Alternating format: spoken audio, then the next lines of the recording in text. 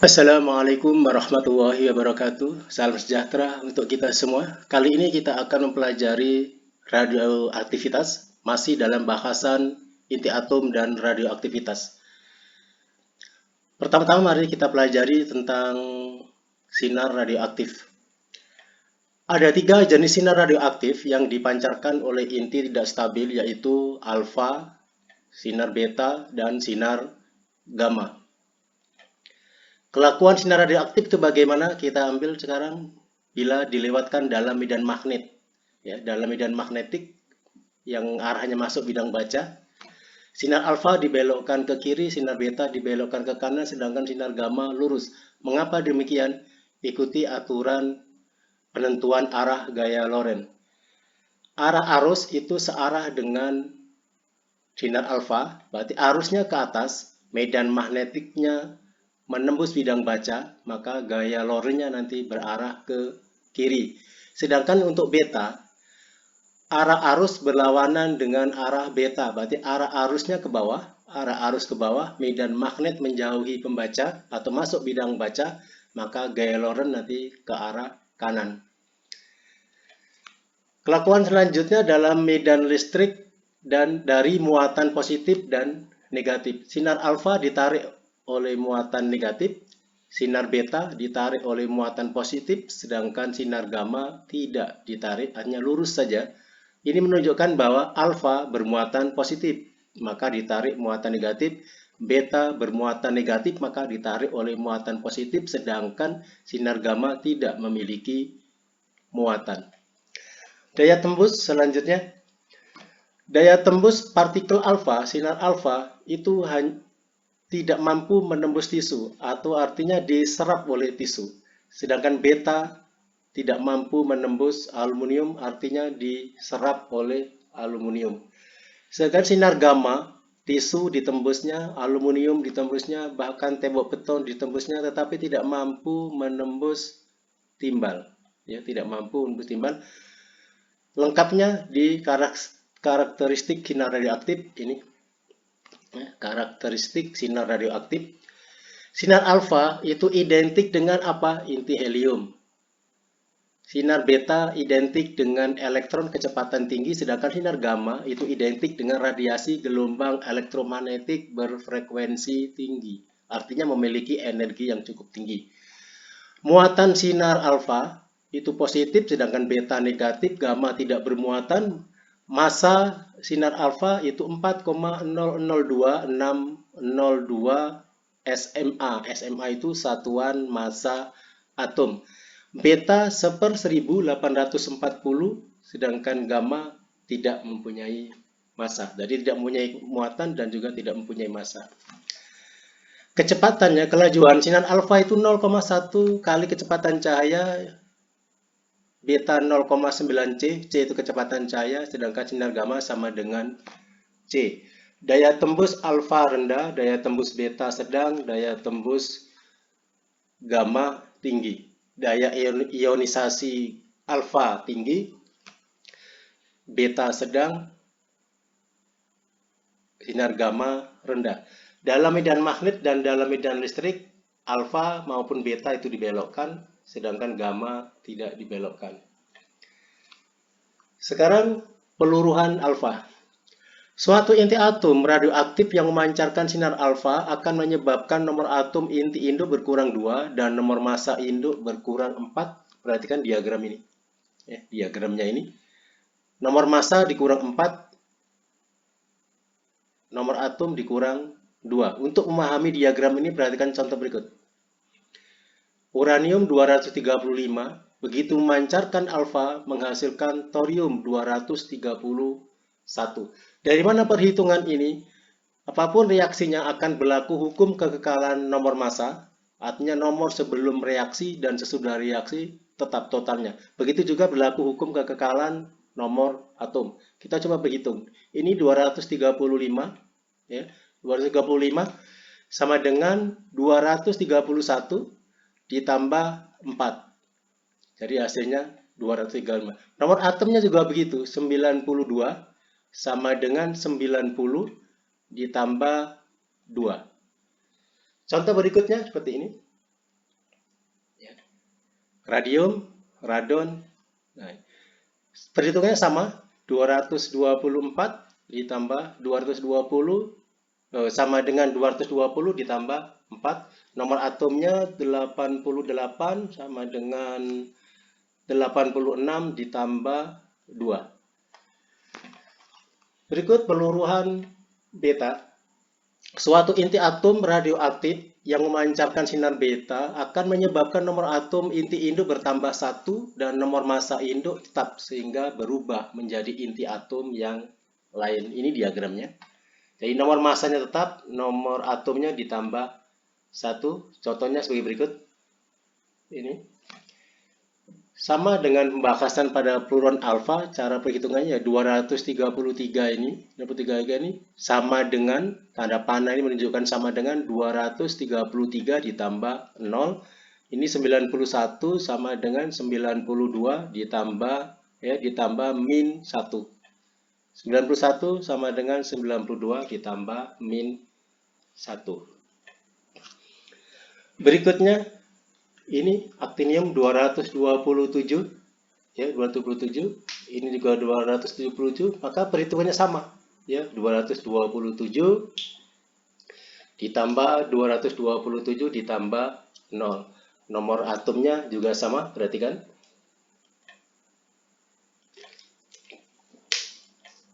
Nah, sama caranya. Berikutnya peluruhan gamma. Suatu inti atom radioaktif yang memancarkan sinar gamma, nomor atom inti induk dan nomor massa induk tetap sehingga tidak berubah menjadi inti atom yang lain. Ini perhatikan diagramnya, tetap sama, tidak berubah. Nah, contohnya ini. Karbon 12 tetap karbon 12 pada saat memancarkan sinar gamma.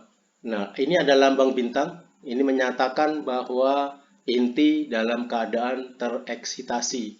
Mengapa mengalami eksitasi? Karena ini memancarkan sinar gamma, berarti memancarkan energi yang cukup tinggi untuk berpindah pada lintasan. Nah, waktu paruh. Sekarang kita bahas tentang waktu paruh. Jika N adalah jumlah zat radioaktif, ya, N jumlah radioaktif, zat yang belum meluruh persatuan waktu dapat dinyatakan oleh persamaan yang ini. R sama dengan N kali lambda atau R sama dengan minus dN per dt untuk persamaan diferensiasinya ini. Nah, selanjutnya melalui proses pengintegralan seperti ini ya. Proses pengintegralan lambda ini konstanta peluruhan seperti ini. Lambda ya. Yang lain ini lambda ini dN per dt. Ini hasilnya ya. Maka nanti hasil akhirnya seperti ini. Untuk tingkat SMA nanti akan sering menggunakan perhitungan rumus yang ini. N sama dengan N0 ya, N0 kali E pangkat min lambda T. Kita bahas lebih lanjut ini, nanti juga contoh soalnya ya, nanti kita bahas lebih lanjut ini. Nah, ya. N itu sama dengan N0 jumlah inti radioaktif mula-mula, sedangkan ini N jumlah inti radioaktif yang meluruh pada waktu T, umurnya nanti, umur radioaktif. Lambda konstanta peluruan, satuannya persatuan waktu. E itu bilangan natural, yaitu sebesar 2,71828. Jadi waktu paruh unsur radioaktif itu bisa didefinisikan sebagai waktu yang diperlukan oleh unsur radioaktif untuk meluruh hingga separuh dari jumlah semula. Tinggal separuh, berarti N sama dengan setengah N0. Katakan separuh. Untuk waktu umur sama dengan T. Nah, T inilah nanti waktu paruh. Nah, kita masukkan sini. N sama dengan N0 kali E min lambda T, rumus yang sudah kita bahas tadi. Masukkan setengah N0, maka waktunya, umurnya berubah menjadi T besar waktu paruh. Nah, ini hasilnya melalui ln E min lambda T sama dengan ln setengah. Ini. Nah, inilah rumus waktu paruh. T sama dengan 0,693 dibagi lambda. Ini nanti yang sering digunakan untuk tingkat SMA. Nah, bila T sama dengan N kali T, artinya ini umur sama dengan N kali waktu paruh. N itu menunjukkan orde. Maka laju peluruhan dapat dinyatakan dengan waktu paruh. Seperti ini. N sama dengan setengah pangkat N kecil yang orde tadi, ya, kali N 0. Nah, dengan N sama dengan T dibagi T, artinya umur, ya, umur radioaktif dibagi waktu paruh radioaktif tadi. Nah, rumus di atas dapat dari mana? Bisa kita bahas dengan logika seperti ini. Bila T sama dengan 0, maka N sama dengan N0 sama dengan setengah pangkat 0 juga. Setengah pangkat 0 itu 1, maka N sama dengan N0, setengah pangkat 0 1. Ya, tetap tidak berubah. Perhatikan ini, 0, yang ini 0. Selanjutnya, kalau ini 1T, maka setengahnya pangkat 1. Seterusnya, 2T, ini pangkat 2. 3T pangkat 3. Ini kan 1/8. 1/8 itu sama dengan setengah pangkat 3. 1/4 gini. Ya, kalau untuk 4T setengah pangkat 4. Jadi perhatikan ini deh, 4 ini sama dengan 4. Ya, setengah pangkat 4 itu 6/16.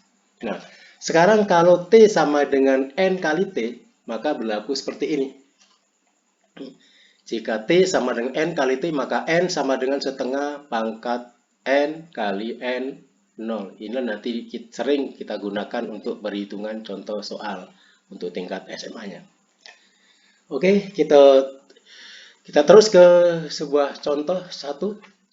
Sebuah batuan mempunyai massa 32 gram merupakan zat radioaktif murni mengalami peluruhan menjadi stabil dengan waktu paruh 2 menit. Setelah 6 menit tentukan massa batuan. Nah, penjelasannya mula-mula 32 gram N0, waktu paruhnya 2 menit, umurnya 6 menit, berapa sisanya? Kita gunakan rumus yang ini. N setengah pangkat N kali N0, masukkan nilai-nilai dari data yang ada. N sama dengan setengah pangkat N kali N0 ini, kita cari dulu N kecilnya, ordernya T per T, maka 6 dibagi 2 sama dengan 3. Masukkan ke sini, ya, 3, yang ini kali 32. Setengah pangkat 3 sama dengan 1/8 32. Dibagi 8 sama dengan 4. Satuannya gram, karena asalnya tadi dalam satuan gram. Contoh soal yang kedua, dari penimbangan thorium 234, ternyata massanya 12,8 mg. Jika 48 hari kemudian penimbangannya menghasilkan massa thorium 3,2 mg, tentukan waktu paruhnya. Nah, dengan cara yang sama kita dapat seperti ini. N0 mula-mula 12,8 mg. Sisanya tinggal 3,2 mg dalam waktu 40 hari. Berapa waktu paruhnya? Ya, data sudah kita dapatkan.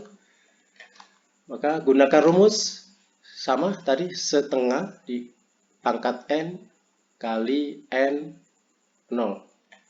Nah, 3,2 setengah pangkat N kali 12,8. Ya. Ini 3,2 dibagi 12,8 perkalian silang yang ini. Hasilnya 1/4 kali setengah pangkat N. Ya, ini 1/4, 1/4 sama dengan setengah pangkat N. 1/4 ini kita jadikan setengah. Setengah pangkat berapa? Setengah pangkat 2. Setengah pangkat 2. Artinya eksponensialnya N sama dengan 2. N sama dengan 2. Selanjutnya, N sama dengan T pangkat T. Umur dibagi waktu paruh. Maka waktu paruhnya menjadi umur dibagi N. Maka 48 dibagi 2. Ya, 48 dibagi 2 sama dengan 24. Karena umurnya 48 hari, maka waktu paruhnya menggunakan satuan 24 hari juga. Contoh yang ketiga, perhatikan diagram di bawah ini. Perhatikan diagram di bawah ini. Dari diagram tentukan waktu paruh zat radioaktif itu. Nah, seperti ini. Kita cari. N0 sama dengan 6. N0 sama dengan 6 pada saat T sama dengan 0. Ini 6 pada saat T sama dengan 0. N sama dengan 3. Ini N sama dengan 3. Kapan? Pada saat T sama dengan 2 tahun. Tahu dari mana umur tahun? Yang ini. Dalam tahun. Nah, N sama dengan 3 adalah separuh dari N0 sama dengan 6. N sama dengan 3 adalah separuh dari N0 sama dengan 6.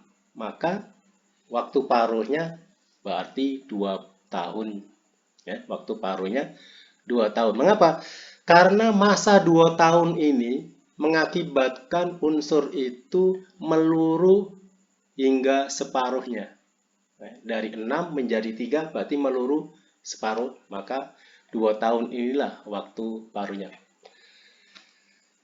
Soal yang keempat, perhatikan grafik peluruan pada gambar. Setelah 8 tahun, tentukan masa inti tersebut. Hampir sama dengan nomor 3. Ya, grafiknya sama.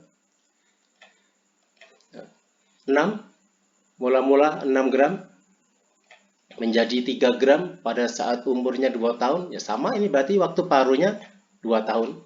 Ya, waktu paruhnya 2 tahun. Nah, pada saat 8 tahun kemudian, ya, 8 tahun kemudian N-nya berapa? Sisanya berapa? Nah, tetap rumus ini. Ya, rumus ini N sama dengan setengah pangkat N dikali N 0. Kita cari N dulu. Kita cari N.